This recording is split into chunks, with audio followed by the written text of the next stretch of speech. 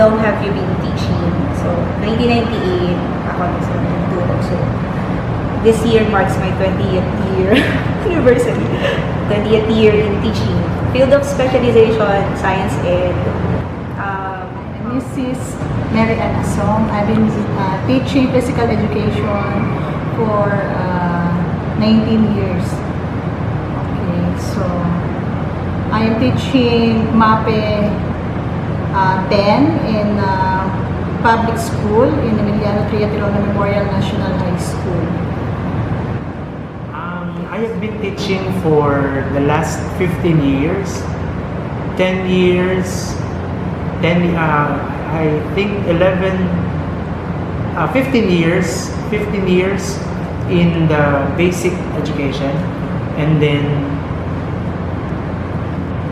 8 years in the graduate school. And then I have taught for about 12 years in college. And then field of specialization. My field of specialization since I finished college is English literature. Okay, I've been teaching for 16 years. My field of specialization is social science. For me, research is actually considered as an endeavor which follows a specific procedure. It is also being done in order to address a specific problem and create knowledge. How do you define research? So research is going beyond the logistics. It is for me two sides. It's two ways. It is always a beginning and at the same time an ending. It always starts with an idea and it ends up with another idea. So I have a generic or universal definition of research, but definitely research is something that is of true benefits for humanity. That's research. Okay, what is research? So research is the systematic investigation into and study of materials and sources in order to establish facts and reach new We define research, systematic way of resolving an issue or describing an issue. It could be an avenue to come up with a decision, or it could be a way to describe the current or existing situation. Characteristics of a good research title. So, ideally, a good research title must be 12 words or less. It must capture both the dependent and the independent variables. But there are trends now na hindi na necessarily that you will have to state both dependent and independent variables. But it must capture that. Essentially, yung theme ng paper. Current trends. What are the characteristics of a good research title? In physical education, the best research title must be something that will give the needs of our learners, particularly those who are interested in studying physical education, and to some research title that will help improve our future educations, the future educator, to improve their teaching strategies. A research title that can also consider the diversity of learners, particularly those who are differently able, and also those students who has different cultures. Ano nangyari? The characteristics of a good research title is actually presenting a very clear relationship between independent and dependent variable, and by reading the research title itself, you can already see and determine the direction of that particular research.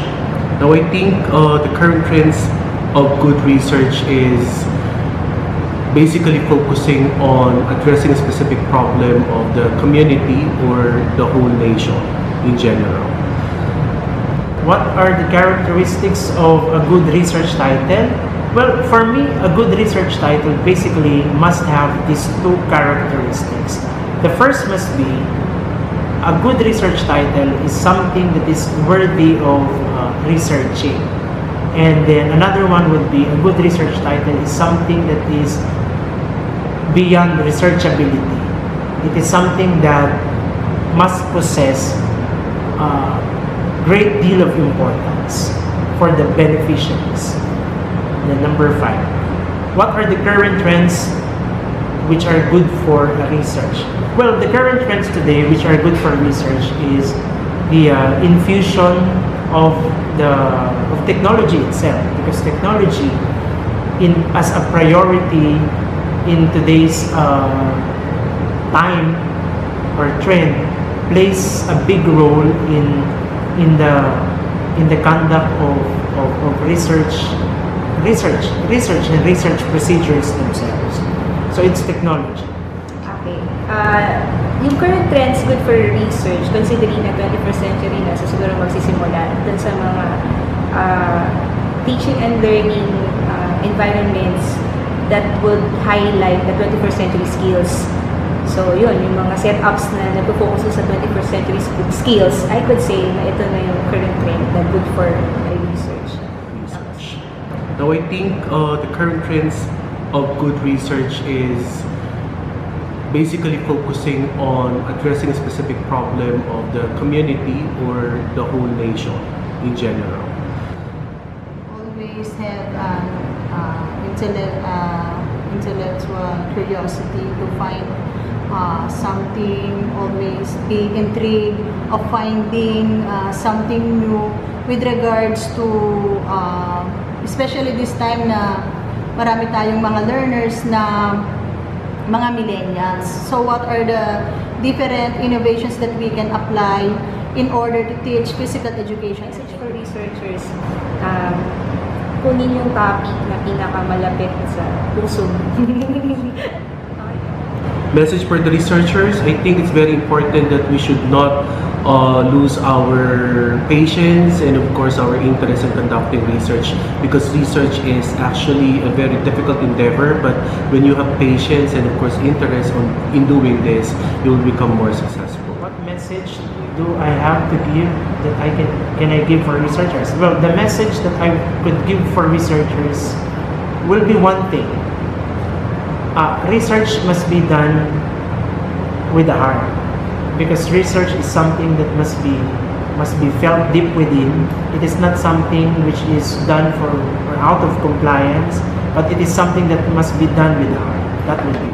Okay, this is an advocacy of Doc Ed Padama to help future researchers and fellow educators to be more educated in terms of making some research.